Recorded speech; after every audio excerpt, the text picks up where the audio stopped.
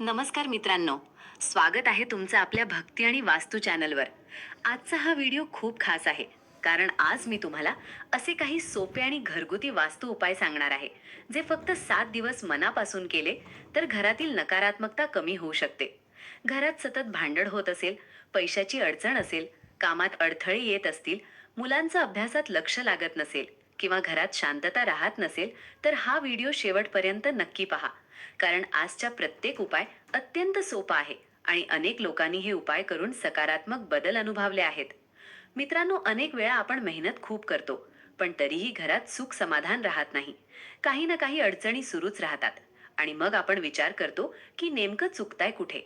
तर वास्तुशास्त्रानुसार आपल्या घरातील दिशा, ऊर्जा आणि वस्तूंची मांडणी याचा आपल्या जीवनावर खूप परिणाम होत असतो. जर घरात चुकीच्या दिशेला वस्तू असतील तर नकारात्मक ऊर्जा वाढू शकते आणि त्याचा परिणाम घरातील वातावरणावर दिसू लागतो. आज मी तुम्हाला 7 दिवसांचा एक साधा आणि सोपा प्लॅन सांगणार आहे, जो कोणताही मोठा खर्च न करता तुम्ही घरच्या घरी करू शकता. आणि मित्रांनो, हा व्हिडिओ सुरू करण्याआधी मला कॉमेंटमध्ये नक्की सांगा, तुमच्या घराचा मुख्य दरवाजा कोणत्या दिशेला आहे. आणि जर तुम्हाला असे भक्ती आणि वास्तूचे व्हिडिओ आवडत असतील तर व्हिडिओला लाईक करा, चॅनलला सबस्क्राईब करा आणि बेल नोटिफिकेशन ऑन करा. चला तर मग सुरुवात करूया आपल्या पहिल्या दिवसापासून.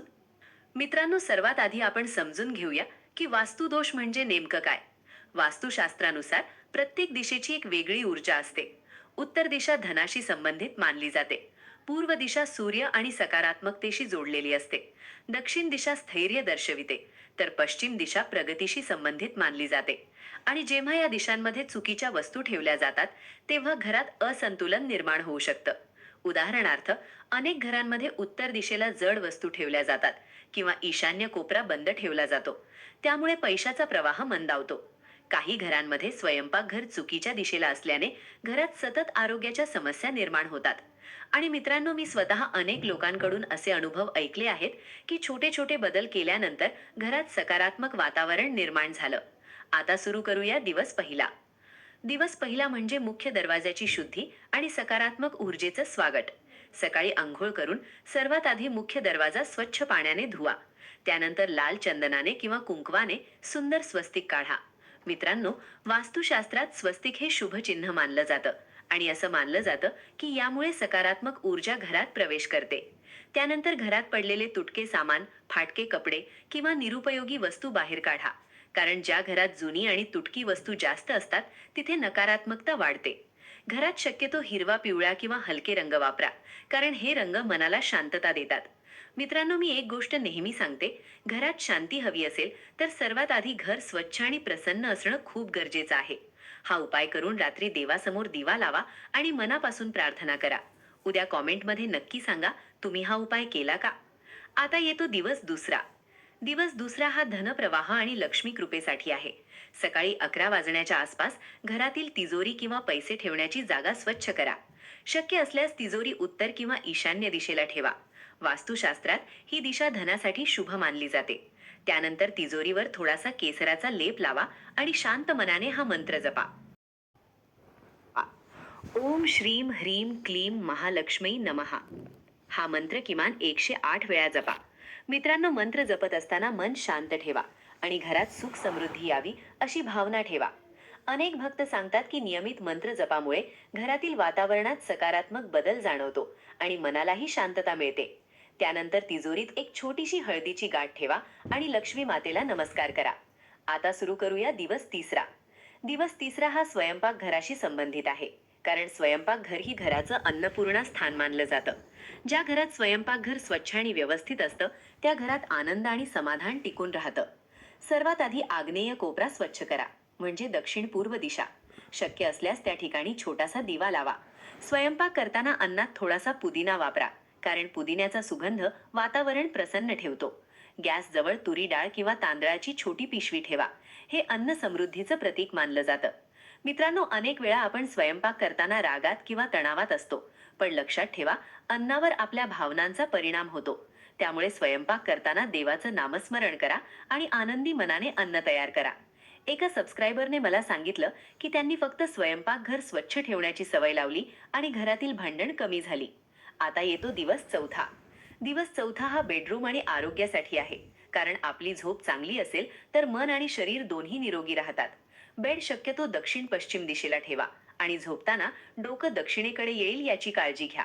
खोलीत जास्त काळोख किंवा अस्ताव्यस्त वस्तू ठेवू नका. रात्री झोपण्याआधी पांढरी फुलं देवाजवळ अर्पण करा आणि शांतपणे हा मंत्र जपा. ओम नमो भगवते वासुदेवाय. हा मंत्र 50 वेळा जपा. मित्रांनो, या मंत्रामुळे मन शांत होतं आणि झोप चांगली लागते. बेडरूम मध्ये तुटलेले आरसे किंवा बंद घड्याळ ठेवू नका, कारण वास्तूनुसार यामुळे नकारात्मक ऊर्जा वाढते. रात्री मोबाईल वापरण्याऐवजी 2 मिनिटं देवाचं नाव घ्या आणि सकारात्मक विचार करून झोपा. आता सुरू करूया दिवस 5वा. दिवस 5वा हा पूजा घरासाठी अत्यंत महत्वाचा आहे, कारण घरातील देवघर हे सकारात्मक ऊर्जेचं केंद्र मानलं जातं. ईशान्य दिशा म्हणजे उत्तर पूर्व कोपरा स्वच्छ करा. देवघरातील जुनी फुलं किंवा खराब झालेल्या वस्तू काढून टाका. त्यानंतर दत्तात्रेयांचा फोटो किंवा मूर्ती ठेवा. शांत मनाने दिवा लावा आणि हा मंत्र जपा. ओम द्राम दत्तात्रेयाय नमः. हा मंत्र 108 वेळा जपा. मित्रांनो, मंत्र जपत असताना मनात कोणताही राग किंवा नकारात्मक विचार ठेवू नका. स्वामी समर्थ आणि दत्तात्रेयांची भक्ती मनाला खूप मोठा आधार देते. अनेक भक्त सांगतात की नियमित मंत्र जपामुळे घरात शांतता आणि समाधान वाढलं. त्यानंतर देवघरात थोडंसं कपूर लावा आणि संध्याकाळी आरती करा. आता येतो दिवस 6वा. दिवस 6वा हा स्नानघर आणि नकारात्मक ऊर्जा दूर करण्यासाठी आहे. अनेक लोक या भागाकडे दुर्लक्ष करतात, पण वास्तूनुसार स्नानघर स्वच्छ असणं खूप गरजेचं आहे. सर्वात आधी स्नानघर पूर्ण स्वच्छ करा. त्यानंतर एका बादलीत थोडंसं गंगाजळ आणि 2-3 लवंगा टाका आणि ते पाणी स्नानघरात शिंपडा. दरवाजावर हळद आणि कुंकवाने छोटंसं स्वस्तिक काढा. मित्रांनो, घरात दुर्गंधी किंवा घाण साचू देऊ नका, कारण यामुळे वातावरणावर परिणाम होतो. सकाळी स्नानघर स्वच्छ ठेवलं तर संपूर्ण घरात ताजेपणा जाणवतो. आणि आता सर्वात महत्वाचा दिवस म्हणजे दिवस 7वा. दिवस 7वा हा संपूर्ण घराच्या सकारात्मक ऊर्जेसाठी आहे. सकाळी लवकर उठा आणि संपूर्ण घर स्वच्छ करा.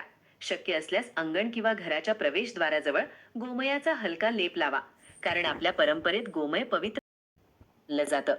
मुख्य दरवाजाजवळ कलश ठेवा आणि त्यावर नारळ आणि आंब्याची पानं ठेवा. त्यानंतर संपूर्ण कुटुंबाने एकत्र बसून महामृत्युंजय मंत्राचा जाप करा. ओम त्र्यंबकम यजामहे सुगंधिम पुष्टिवर्धनम उर्वारुकमिव बंधनान मृत्योर्मुक्षीय मामृतात. हा मंत्र 21 वेळा जपा. मित्रांनो, जेव्हा संपूर्ण कुटुंब एकत्र बसून देवाचं नामस्मरण करतं, तेव्हा घरात एक वेगळीच सकारात्मक ऊर्जा निर्माण होते आणि मनालाही समाधान मिळतं. हे 7 दिवस मनापासून करा आणि बदल स्वतः अनुभवा. मित्रांनो, लक्षात ठेवा, वास्तू उपाय म्हणजे फक्त दिशा बदलणं नाही, तर घरात प्रेम, शांतता आणि सकारात्मकता वाढवणं आहे. घरात रोज देवाचं नामस्मरण करा, मोठ्यांचा आदर करा आणि राग कमी ठेवा. कारण ज्या घरात प्रेम आणि श्रद्धा असते, त्या घरात सुख समृद्धी आपोआप येते. जर तुम्हाला आजचा हा व्हिडिओ आवडला असेल तर व्हिडिओला लाईक करा, चॅनलला सबस्क्राईब करा आणि कॉमेंटमध्ये नक्की लिहा, मी सुरू केलं. तुमचा एक कॉमेंट दुसऱ्या भक्ताला प्रेरणा देऊ शकतो. हा व्हिडिओ आपल्या मित्रमैत्रिणींना आणि कुटुंबाला शेअर करा, जेणेकरून त्यांनाही या उपायांचा फायदा होईल. पुढच्या व्हिडिओमध्ये आपण स्वामी समर्थांचे आणखी खास आणि प्रभावी उपाय पाहणार आहोत. त्यामुळे बेल नोटिफिकेशन ऑन करायला विसरू नका. जय जय श्री स्वामी समर्थ. नमस्कार.